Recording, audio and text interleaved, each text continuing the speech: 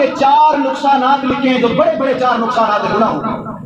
فرمایا کہ سب سے پہلا نقصان گناہ کا یہ ہوتا ہے کہ انسان احسان فراموش بن جاتا ہے۔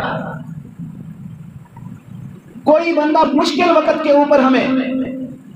500 روپیہ دے دے کہ بھائی یہ لو میں نے آپ کو دے دیا ہے، کتنا بڑا احسان ہے اس بندے کا۔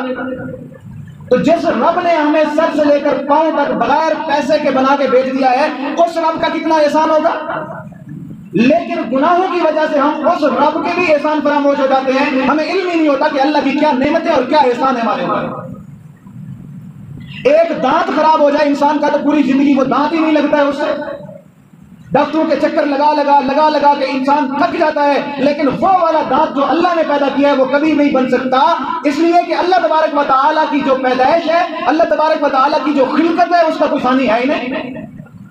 تو لہذا گناہوں کا علماء نے لکھا کہ سب سے پہلا نقصان یہ ہوگا کہ بندہ احسان فراموش ہو جائے گا۔ آنکھ اتنا دیکھ رہی ہے، کان سن رہے ہیں، دل دھڑک رہا ہے، نبض چل رہی ہے، دماغ سوچ رہا ہے، دل خون پورے جسم میں دے رہا ہے، اندر کا نظام چل رہا ہے، معدے میں کھانا جاتا ہے، آگے سے ہضم ہوتا ہے، آنتڑیوں میں جاتا ہے، وہاں سے اللہ تبارک و تعالیٰ جسم کے اندر خون بناتا ہے، کلیات انسان کے اندر موجود ہیں، انسان کے اندر پتہ نہیں کیا کیا چیزیں موجود ہیں، یہ ساری کی ساری چیزیں بغیر خرچے کے اور بغیر کسی پیسے کے، بغیر کسی بل کے چل رہی ہیں، تو اللہ تبارک و تعالیٰ سب سے بڑے محسن ہمارے ہیں۔ وَلَئِن شَكَرْتُمْ لَأَزِيدَنَّكُمْ، اگر تم شکر ادا کرو گے اللہ اور بڑھا دے گا۔ اور فرمایا کہ نمبر 1 تو یہ کہ انسان احسان فراموش بن جاتا ہے، نمبر 2 یہ کہ انسان کا دل سیاہ ہو جاتا ہے۔ انسان کے دل کے اوپر حدیث پاک کے اندر آتا ہے جب انسان گناہ کرتا ہے تو اس کے دل کے اوپر اللہ ایک دھبا لگا دیتے ہیں، ایک کالا نقطہ لگ جاتا ہے، اور پھر اگر وہ گناہ سے توبہ نہیں کرتا تو وہ دھبا بڑھتا یہاں تک کہ وہ دھبا اتنا بڑا ہو جاتا ہے کہ اس کا پورا دل ہی سیاہ ہو چکا ہوتا ہے۔ پھر اس کو اچھے اور برے کے اندر تمیز کرنا بھی نہیں آتی، گناہ کرتا ہے اس کو پرواہ نہیں ہوتی، اس کے لیے گناہ کرنا اتنا آسان ہو جاتا ہے کہ جس طرح ہمارے ناک پہ مکھی بیٹھے تو ہم اس کو یوں کر کے اڑا دیں، ایک بندہ جب گناہوں کی دلدل میں پھنس جاتا ہے اس کے لیے گناہ کرنا پھر اتنا آسان ہو جاتا ہے۔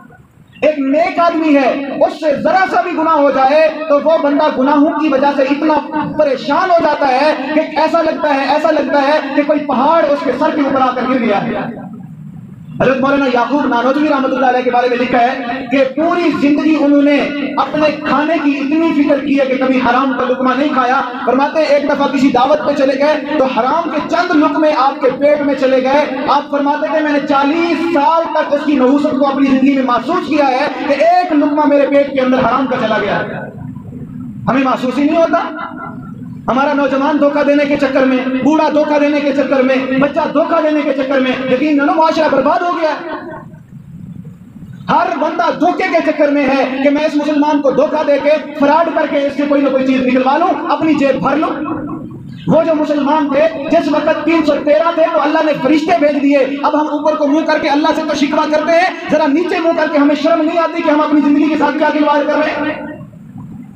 اللہ وہی ہے جو 313 کی مدد کی تھی، آج بھی مدد ہو سکتی ہے، لیکن ہم اپنے اعمال کو درست کر لیں۔ اور تیسرا علماء نے جو لکھا ہے، فرماتے ہیں کہ تیسرا نقصان یہ ہے کہ ظلمت اور کراہیت محسوس نہیں ہوتی کہ اس گناہ کی کتنی ظلمت ہے اور اس گناہ کی کتنی کراہیت ہے۔ جب گناہ کے اندر پڑ جاتا ہے انسان تو پھر اس کو محسوس نہیں ہوتی۔ علماء نے مثال دے کر سمجھایا ہے، فرمایا دیکھو ایک شخص گھر کے اندر موجود ہے، گھر کے اندر گلی سڑی چیزیں ہیں، بدبو ہے، فلاں کچھ ہے، لیکن وہ جو گھر کے اندر موجود ہے اس کی بدبو اس کو نہیں آئے گی، جو باہر سے آئے گا اس کو آئے گی، اس لیے کہ وہ باہر سے آیا ہے۔ تو جب ہم گناہ کر کے اپنے دل کو سیاہ کر چکے ہوں گے تو ہمیں احساس ہی نہیں ہوگا ہم گناہ کر رہے ہیں، بالکل احساس نہیں ہوگا کہ آج ریڑی والا وہ ناپ تول کے اندر نقصان کر رہا ہے، اپنی روزی حرام کر رہا ہے، اپنے بچوں کے اندر حرام کا خون پیدا کر رہا ہے، دودھ والا ہے تو وہ یہ کر رہا ہے، بڑے سے بڑا بزنس مین ہے تو وہ یہ کر رہا ہے۔ یہ سارا کیا ہے کہ ہمیں احساس ہی نہیں ہوتا ہم گناہ کر رہے ہیں۔ چوتھی چیز جو چوتھا نقصان گناہوں کا لکھا ہے، فرمایا کہ انسان کی گناہ انسان کی عقل کو خراب کر دیتا ہے، انسان کی عقل خراب ہو جاتی ہے۔ اور عموماً دیکھا ہے آپ نے جو غیر مسلم لوگ ہیں ان میں پاگل ہونے کی شرح مسلمانوں سے زیادہ ہے۔ مسلمانوں میں جو صحیح معنی میں اللہ کا فرما بردار ہے، یقین جانو کبھی پاگل نہیں ہوتا، اس کو پتا ہے کہ ان اللہ مع الصابرین۔ جب بھی پریشانی آتی ہے، اولاد کی پریشانی آتی ہے، رزق کی تنگی آتی ہے، بیماری آتی ہے، رشتہ داروں سے پریشانی آتی ہے، وہ یہ آیت پڑھ کے صبر کر جاتا ہے، اللہ انعام دے دیتا ہے اسے۔ لیکن جو اللہ پر ایمان نہیں رکھتا یا فرما بردار نہیں ہوتا، وہ بندہ دنیا میں بھی پاگل ہو کر ذلیل ہوتا ہے، آخرت میں بھی ذلیل ہوتا ہے۔